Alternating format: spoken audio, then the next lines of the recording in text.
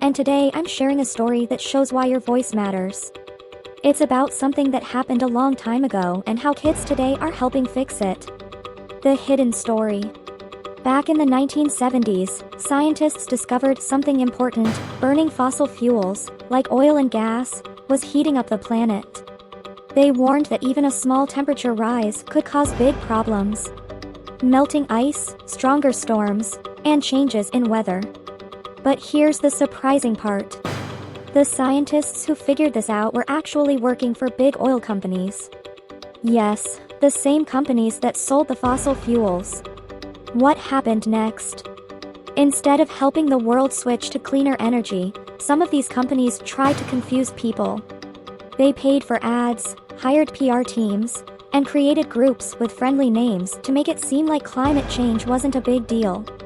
They wanted people to doubt the science.